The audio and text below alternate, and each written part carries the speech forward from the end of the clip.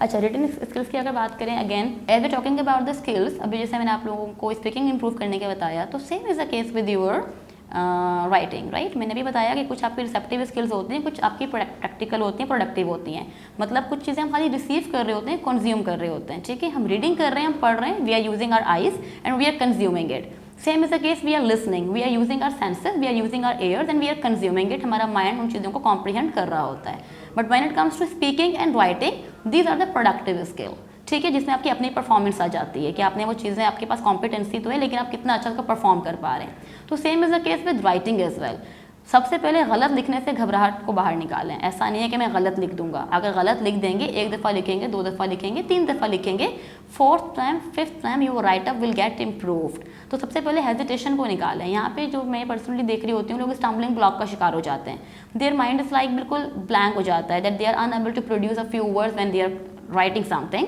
तो अपनी राइटिंग को इम्प्रूव करने के लिए कोई भी अगर आप रीड कर रहे हैं, फॉर एग्जाम्पल कोई बुक आपने देखी है, कोई पैराग्राफ आपने देखा है, आपको अच्छा लगा है, तो try to use it in your own words. And again, अच्छी राइटिंग का मतलब ये हरगिज़ नहीं है कि उसने अपने बहुत एक्स्ट्रावेगेंट वोकैबुलरी यूज़ की हुई है। जितना सिंपल आपका एक्सप्रेशन होगा, जितनी सिंपल आपकी लैंग्वेज होगी, वो उतना ही अच्छा होगा। तो ईजी वोकैबुलरी से स्टार्ट करें, लिखना सीखें, सेंटेंस स्ट्रक्चर को अपना सही करें। सेंटेंस स्ट्रक्चर सही करेंगे, पैराग्राफ स्ट्रक्चर के ऊपर आएँ, फिर उन पैराग्राफ को ऑर्गेनाइज करना सीखें कि मेरे पैराग्राफ में कोहेसिवनेस कैसे आएगी, कोहेसिवनेस पे काम करें। और if you are having a good mentor in your circle, in your pair, जिनके साथ आप कंफर्टेबल भी हों, उनको अपने राइटअप्स चेक भी करवा दिया करें। और उसके अलावा एक और हैबिट जो personally it's my habit again and I want you, अगर आप इनकॉर्पोरेट करना चाहें, दैट इज़ जर्नलिंग, राइट।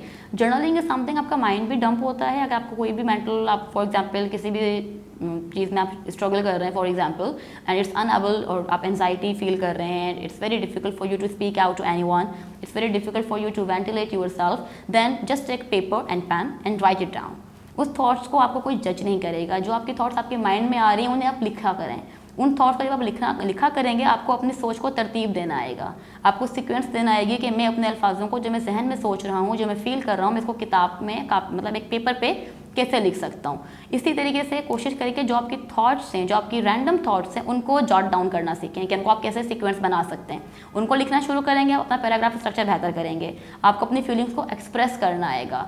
और फिर ये होता है कि समटाइम अगर आपके माइंड में कोई चीज़ है, आपने उसको लिखना चाह रहे हैं, आपको समटाइम्स आना होता है कि यार इसको, फॉर एग्जाम्पल, कि मैं इसके लिए वोकैबुलरी क्या यूज़ करूँ, and then you will search particular word कि मैं इस चीज़ को लिखने के लिए कौन सा लफ्ज़ यूज़ कर सकता हूँ। जब आपने वो चीज़ सर्च करके लिखेंगे, नेक्स्ट टाइम वो आपको सर्च करने की ज़रूरत नहीं पड़ेगी।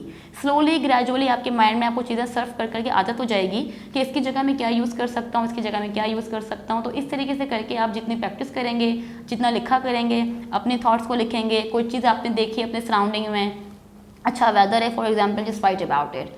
This is how you can write very critical, like आप जो है ना अपनी राइटिंग कर सकते हैं, क्रिएटिव राइटिंग कर सकते हैं आप, कि आपको कोई चीज़ नज़र आ रही है, कोई अच्छी लग रही है, कि कोई आपने ब्यूटिफिकेशन देख रहे हैं अपने इर्द गिर्द, उसको लिखना शुरू करें। Just try to preserve the things in your words. जितना उनको वर्ड्स में प्रिजर्व करेंगे और slowly and gradually, I would again say that your first write up would be definitely a very rough draft, but when you are writing the same thing on the 10th time, that will be very much different than your first one.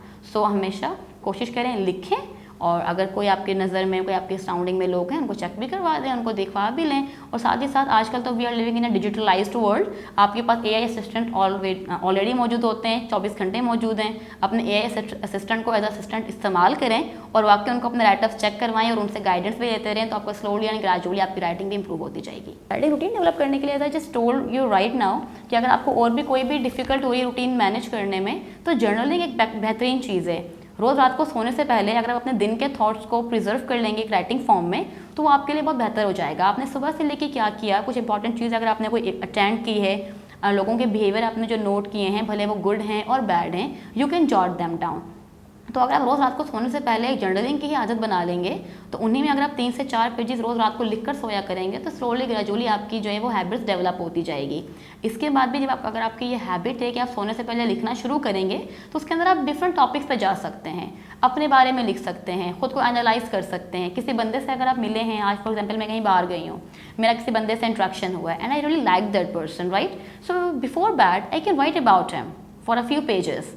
तो इस तरीके से करके आप चीज़ों के बारे में लिखना शुरू करें, लोगों के बारे में जब आप लिखना शुरू करेंगे, सराउंडिंग्स के बारे में लिखना शुरू करेंगे, what thing is bothering you ये लिखना शुरू करेंगे, तो आपके जो थॉट्स जो उलझी हुई होती हैं वो खुद ब खुद सीधी होना शुरू हो जाएंगी और आपको ये पता चल जाएगा कि मैं कैसे अपने एंशियस थॉट्स को एक लीनियर तरीके से पेपर के ऊपर लेकर आ सकता हूँ।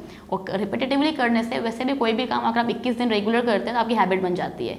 तो अगर आप without any break, without any like blockage, अगर आप डेली 21 दिन सोने से पहले कुछ ना कुछ लिख कर सोएंगे तो 22वें दिन आपको सोचना नहीं पड़ेगा। अल्टीमेटली आपका माइंड आपको खुद ब खुद क्लिक करेगा that you have to write something and then you can go to sleep. That is how it works.